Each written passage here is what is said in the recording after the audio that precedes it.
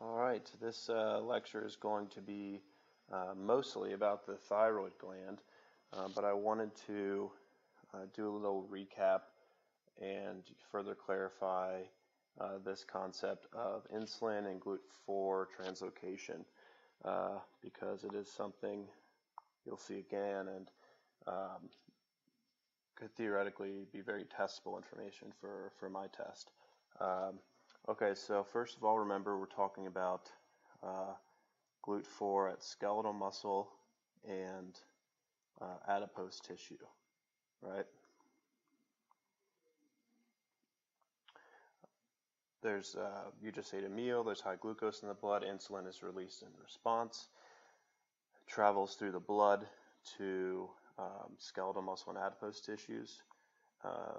And remember, they are insulin dependent for glucose uptake.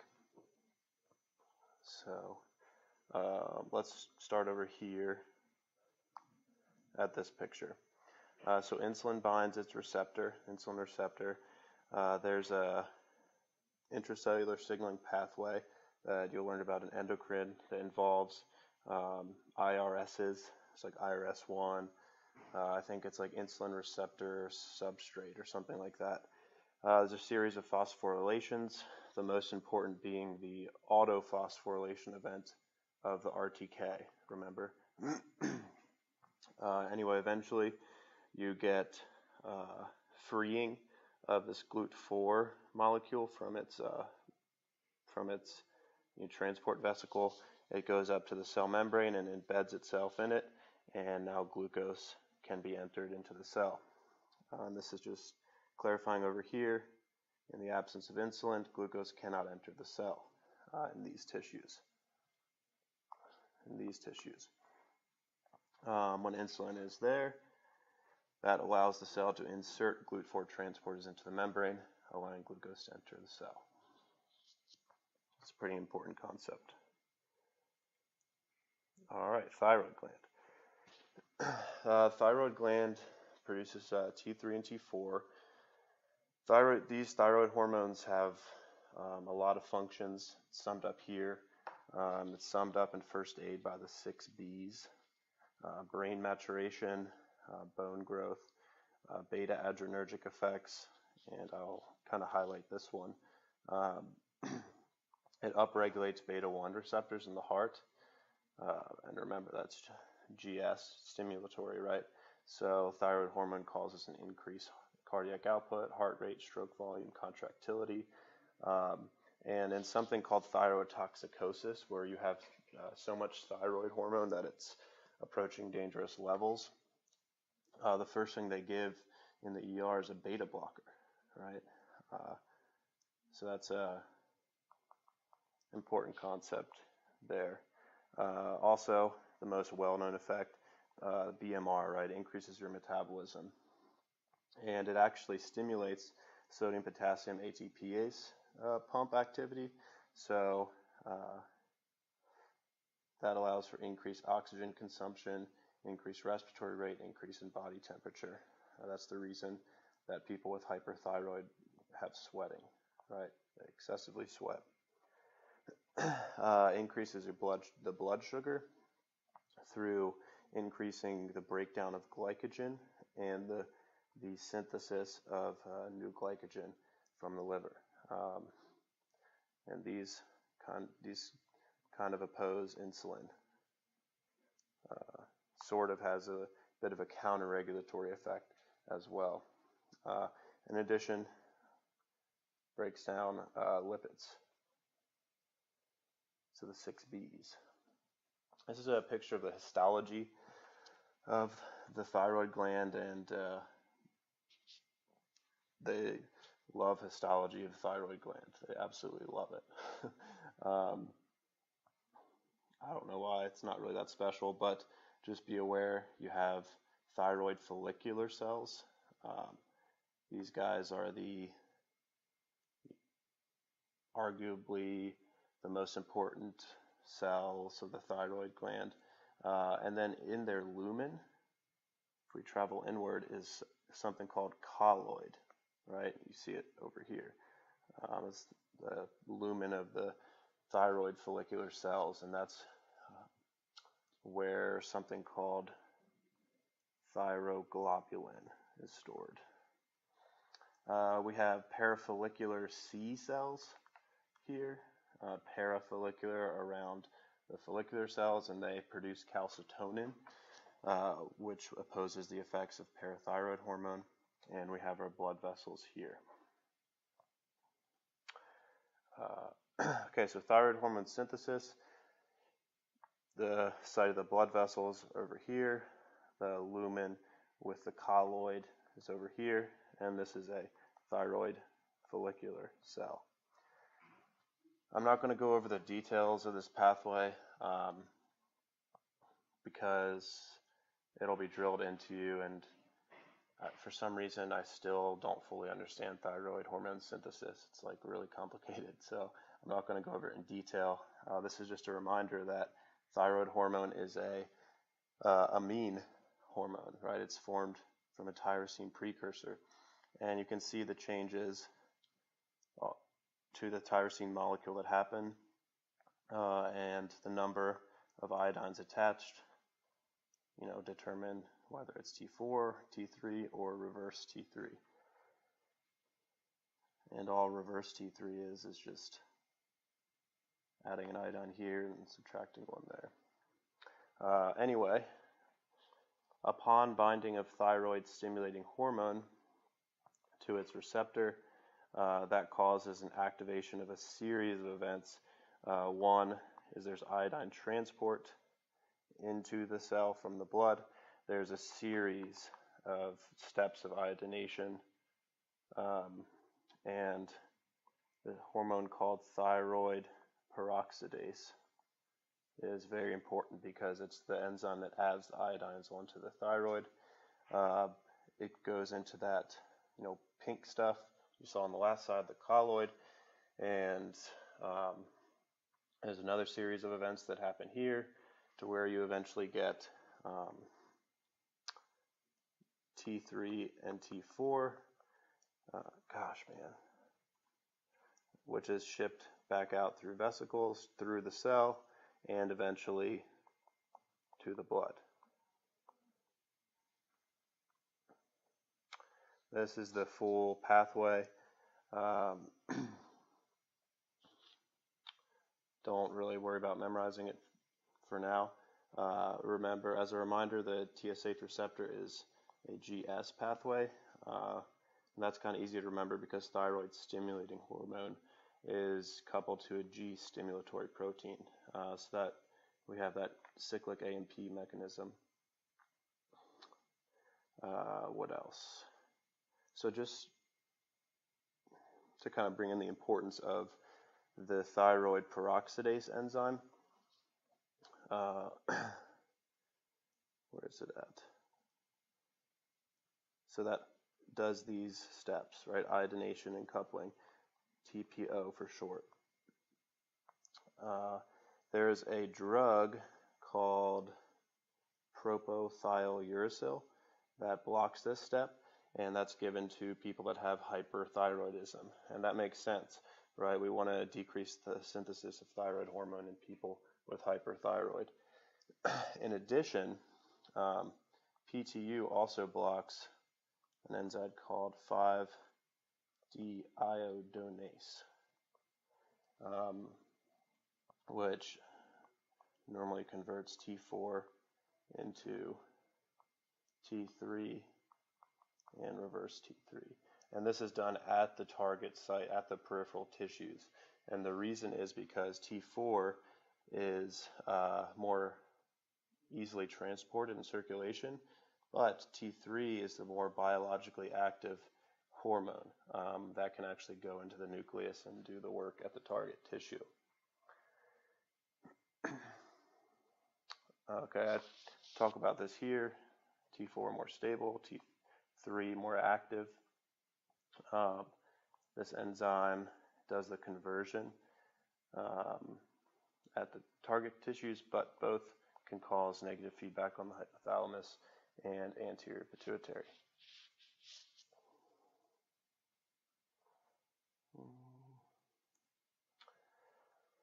Okay, this is this concept of total versus free.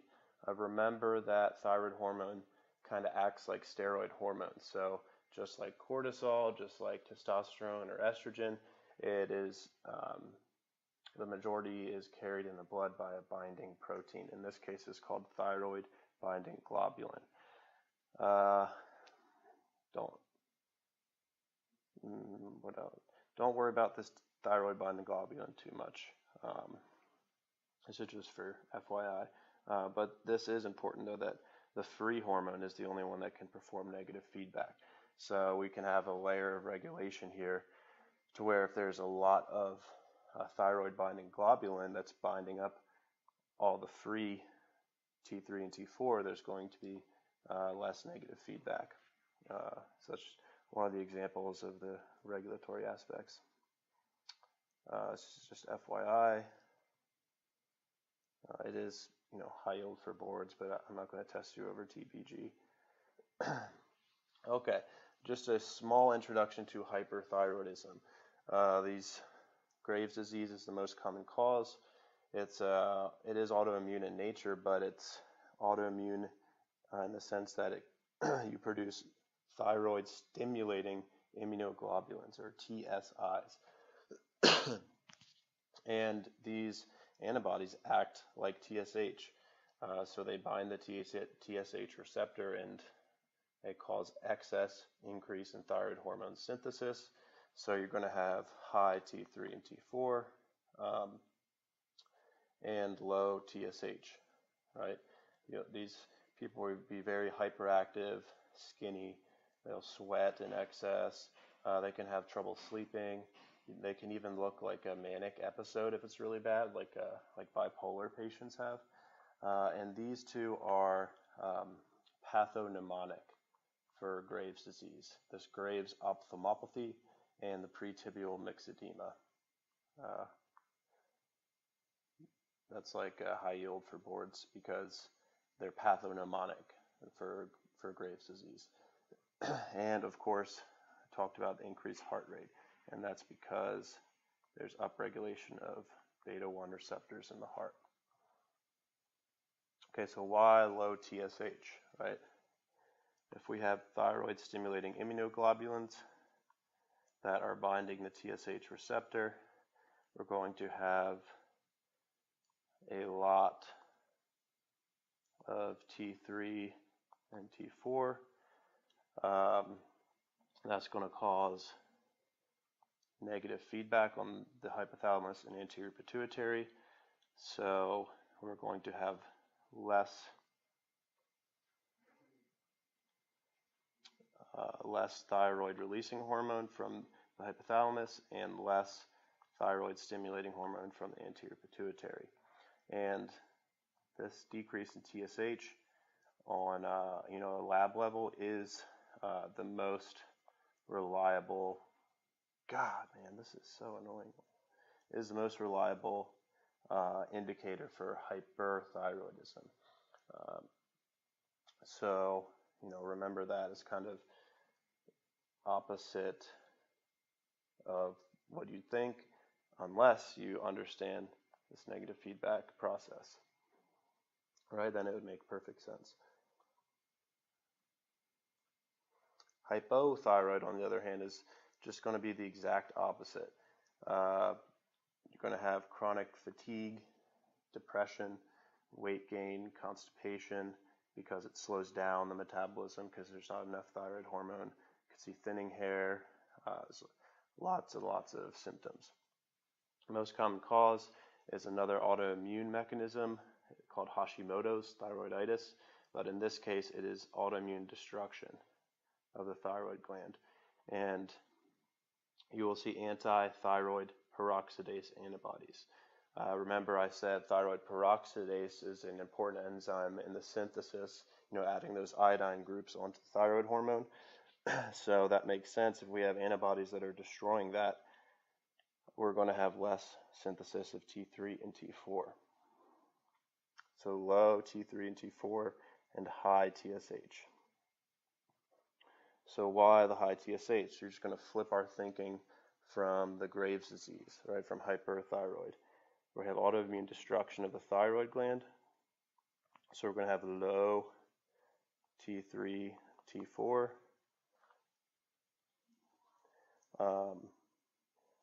Because of that, the negative feedback that would normally happen is not happening. So we're going to see an increase in thyroid releasing hormone from the hypothalamus. We're going to see an increase in thyroid stimulating hormone from the anterior pituitary, and that's going to keep trying to get, a response from the thyroid gland, right? But it can't because there's destruction. Again, most important lab indicator for hypothyroid is a high TSH level. For the test, you absolutely, have to understand, the reason for the lab levels and diagnosis. And if you don't, please ask me. Remember, I talked about high TRH, and TRH activates prolactin. So that's the reason that hypothyroid patients can have, gynecomastia, galactorrhea, amenorrhea in women. All right, which of the following would be expected in a patient with Graves' disease? It's not cold sensitivity. Well, so first of all, let's remember this is a situation we have too much thyroid hormone, high T3 and T4, and low TSH. A is not right because they would have heat sensitivity. Usually you'll see weight loss. C is not right because there's increased O2 consumption. D is not right because there's increased cardiac output, not decreased. E is not right. They don't have drooping eyelids. They have those big bulging eyelids, right? Atrophy of the thyroid gland. No, you actually may see some hyperplasia or some growth of the thyroid gland because those thyroid stimulating immunoglobulins are activating it. Increased TSH, no, please, please, please do not put this on the test. Okay, there's decreased TSH in a patient with hyperthyroid. That of course leaves H, high T3 levels.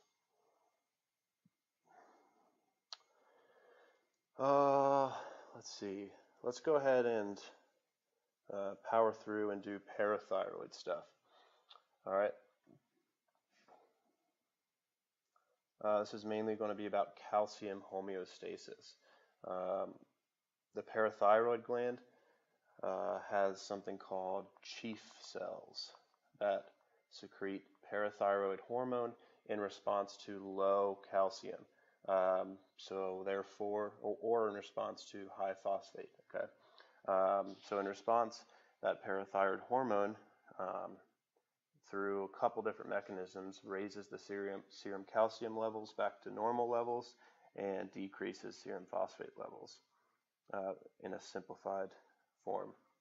Okay, remember also the thyroid gland through those parafollicular C cells produce calcitonin, and PTH and calcitonin have opposite effects. Also, the skin is involved because, that's the pathway for vitamin D synthesis, right? The sunlight activates one of the steps in the vitamin D pathway, and eventually you get production of active vitamin D, which we'll learn about over the next couple slides. So the skin's also involved because of that, the sunlight thing.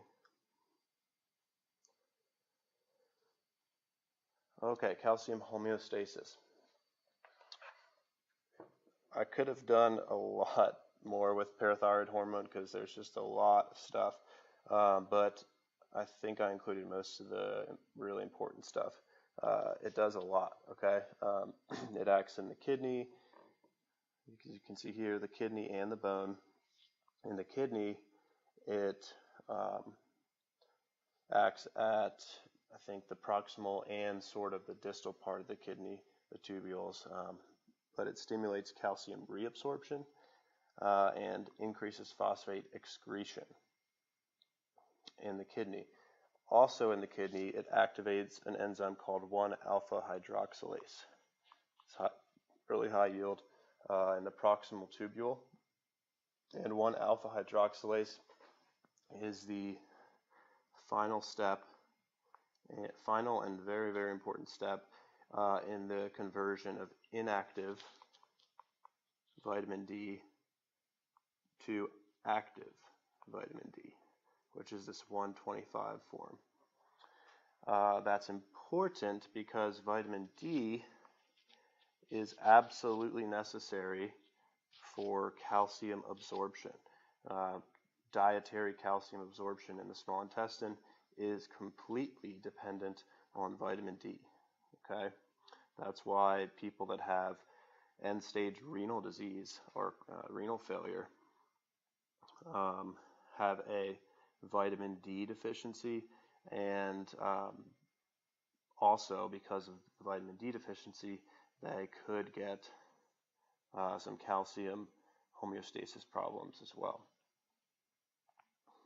And calcium and phosphate. So as I talked about before, PTH raises serum calcium and decreases serum phosphate. Okay?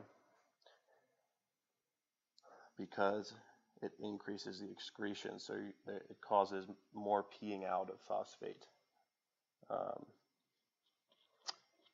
In the bone, okay, Dr. Meek may have already actually talked about this, but you'll get this a lot. Osteoblasts, osteoclasts. PTH receptor, in addition to being located in the kidney, is located on osteoblasts in the bone. PTH goes to the bone, binds its receptor on osteoblasts. That causes upregulation of rankle on the osteoblasts. Do you mind if I join you?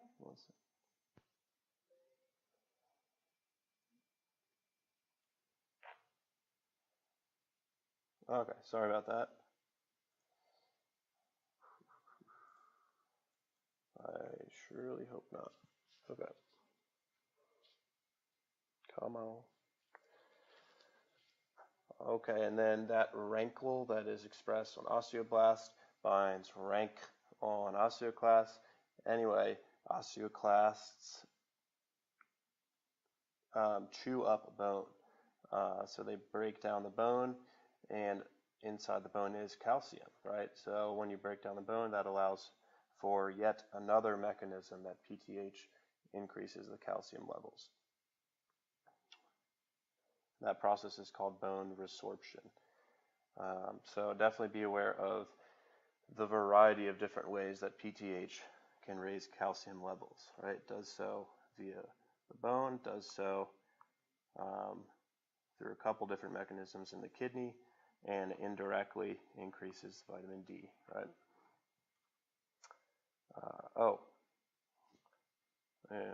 I have a slide on it, never mind.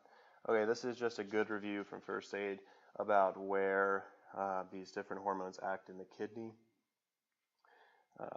This pink here is parathyroid hormone, so it acts in the proximal tubule, and remember that's where it activates that 1-alpha hydroxylase, but then it also acts in the distal tubule, and this is the spot where the calcium reabsorption occurs.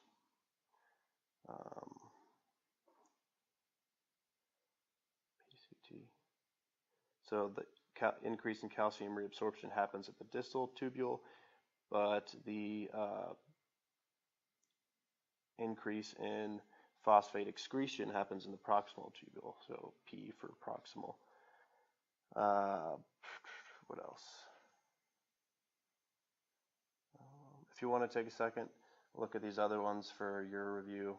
It's a good picture because it does talk about ADH, aldosterone, angiotensin 2, ANP.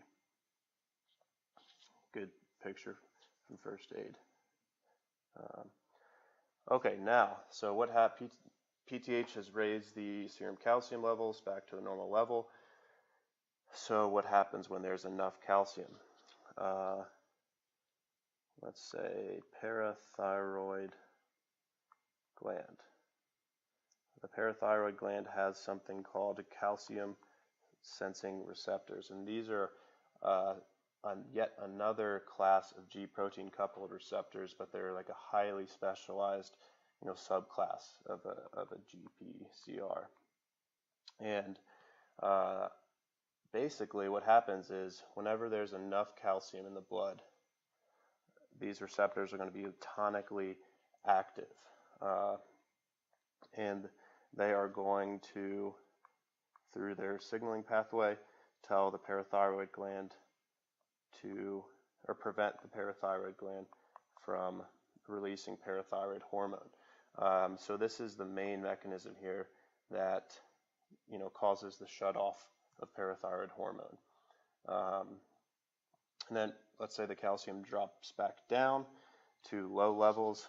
The calcium sensing receptors are actually turned off, which is, indirectly allows parathyroid hormone to increase. Another layer of regulation is when there's excess vitamin D. Remember, vitamin D is a steroid hormone, so it goes into the nucleus and actually causes parathyroid hormone mRNA degradation. And I talked about this before, but calcitonin doesn't have as much of an effect as these first two things, but it does have the exact opposite mechanism of action of PTH. Okay, this is another word on calcium, homeostasis. So calcium is mainly bound to albumin in the blood, and it can also be bound to citrate, phosphate, and free ions. And these free ions will be called like ionized calcium. And this is the calcium that's actually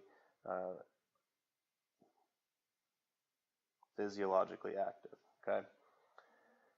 So because it's mainly bound to albumin, when you have low albumin levels, you're going to see hypocalcemia on the lab report. And let's see.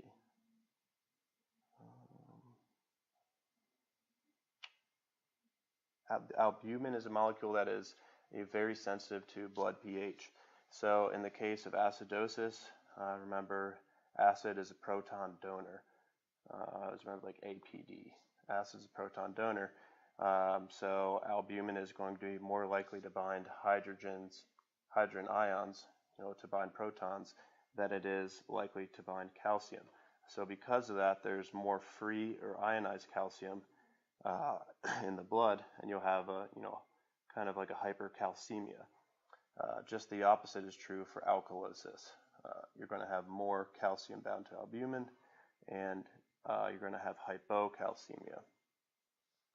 And that's important because, to kind of describe that process here, if you have alkalosis, the affinity of albumin to calcium will increase, and you'll get less ionized calcium, so you'll get hypocalcemia, and that causes something called tetany. You get nervous spasms. And the reason is because low calcium changes the threshold potential of the neurons, so it makes it more likely that action potential will happen. So you'll get something classic called a carpopedal spasm. It's like a spasm in your hand. This can also predispose to seizures. That makes sense because of the increased likelihood of action potentials. And seizures is basically a dysregulation of neuron firing and neuron excitation. To simplify it, hypocalcemia makes neurons more excitable. Okay, which of the following results from the action of PTH on the renal tubule? A is not right because it activates 1-alpha hydroxylase. And remember that causes formation of active vitamin D. Stimulation of calcium reabsorption in the distal tubule. This would be right, except it's the proximal convoluted tubule. Stimulation of phosphate reabsorption in the proximal tubule. No, it causes phosphate excretion. Interaction with receptors on the luminal membrane of the proximal tubule cells. I don't think that's, oh wait, actually, proximal tubule. Yes, PTH receptors locate the proximal tubule. So I think that's the right answer, hopefully. Not sure about that one. All right. Thanks for sticking with me.